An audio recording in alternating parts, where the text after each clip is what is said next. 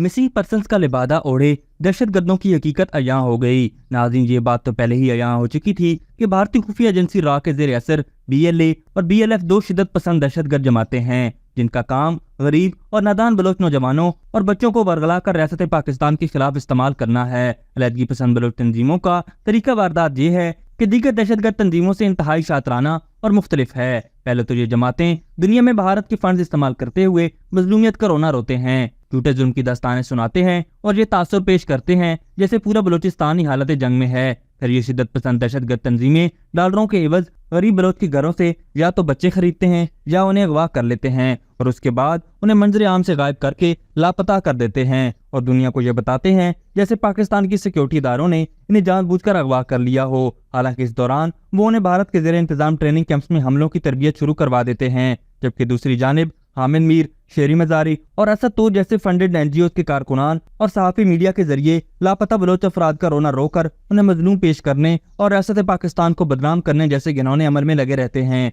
जबकि हकीकत में मच जेल का वाकया हो, ईरान में दहशतगर्दों की हलाकत का वाकया हो या फिर हालिया गवादर हमला, तमाम तर हमलों में नाम नेहाद लापता अफराद ही मुलविस निकलते हैं जिनका रोला डाल डाल कर मारंग बलोच जैसी औरतें रियासत को ब्लैकमेल करती हैं। लेकिन जब वही लापता अफराद दहशतगर्दी करते हुए जहन्नम वासिल होते हैं तो इन नाम नेहाद सहाफियों और इंसानी हकूक की तमाम तर फंडेड तंजीमों को सांप सूंघ जाता है। अब आए न मारंग बलोच और नाम नेहाद लापता इम्तियाज सोहेल की लाश उठा ले और बताए कि कैसे और कहां से बाजियाब हुआ। इंतहाई घटिया और गंदी ज़हनियत के लोग हैं ये जो अपने ही लोगों को अगवा करके मरवा के रियासत पाकिस्तान और इदारों पर भौंकते हैं। लेकिन शुक्र है इनका ये घटिया बयानिया इनके लापता दहशतगर्दों की मौत के साथ ही मर गया।